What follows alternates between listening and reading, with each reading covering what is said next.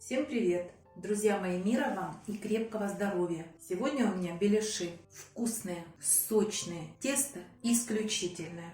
Еще горячее, поэтому вот такое хрустящее. Сейчас попробую разломить на две части. Очень горячее. Смотрите, мясо пропекается. Тесто очень вкусное. Обязательно готовьте. Приготовлю фарш. 750 грамм мяса, 200 грамм репчатого лука пропущу через мясорубку. Добавлю по пол чайной ложки сухого чеснока, кориандра и хмели сунели. На кончике ножа черный молотый перец и 7 грамм соли. При желании лука можно взять больше на 100 грамм. Сюда добавляю соль и специи и перемешаю до однородности. Друзья мои, на беляши сразу будем замешивать тесто. Это будет дрожжевое тесто. Вот здесь у меня 350 грамм муки высшего сорта. Обязательно надо просеять. Высыпаем 4 грамма соли, 10 грамм сахара, 7 грамм быстродействующих дрожжей. Кстати, когда берете дрожжи, вот здесь написано, сколько дрожжей на полкилограмма муки. Если написано на 500 грамм муки 11 грамм дрожжей, добавляйте 11. Вот на моих дрожжах написано 7 грамм на полкилограмма. Все перемешиваем и выливаю 200 миллилитров теплой воды, не горячей, не комнатной, а теплой.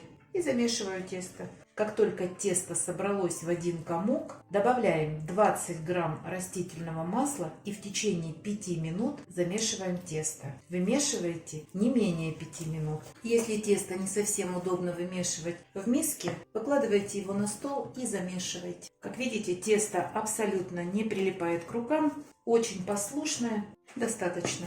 Смазываю миску растительным маслом. Выкладываю тесто, закрываю пищевой пленкой, делаю 2-3 прокола и убираю на подъем на 1,5 часа. Тесто должно увеличиться в 3 раза.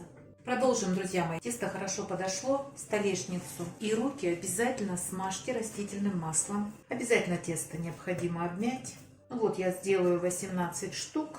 Обязательно надо их подкатать или вот так собрать. Вот в такой кружочек. Вот так. Сначала сделаем все заготовки. Столешницу, куда будете выкладывать заготовочки, обязательно смазывайте растительным маслом. На растительном масле всегда удобнее разделывать тесто, потому что при жарке мука горит.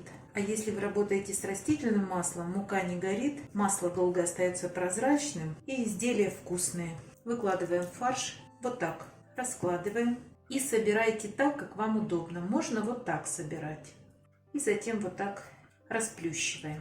Можно собирать вот так по кругу, складочку к складочке, вот так. И обязательно надо расплющить.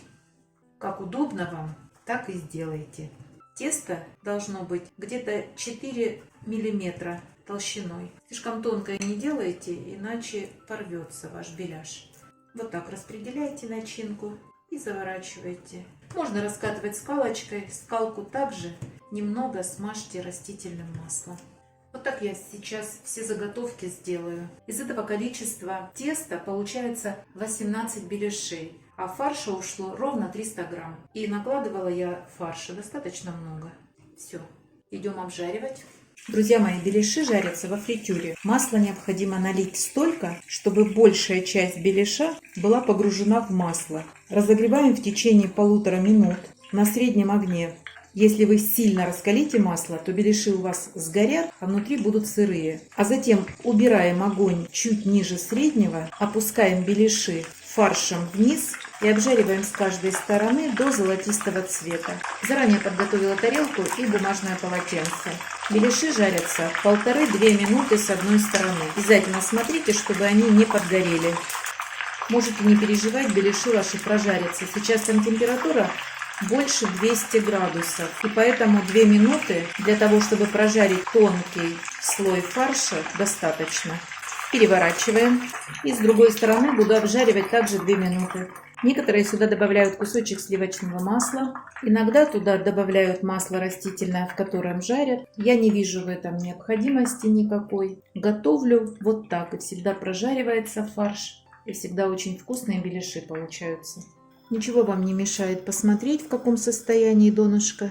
но больше их не переворачивайте. Друзья мои, если вы обратите внимание, то внутри беляшей еще идет процесс кипения, а значит мясо окончательно доготовится. Достаточно. Достаю на бумажное полотенце и запускаю следующую партию. И также буду обжаривать с каждой стороны по 2 минуты. Прошло 2 минуты, переворачиваем. И с другой стороны обжариваем ровно 2 минуты.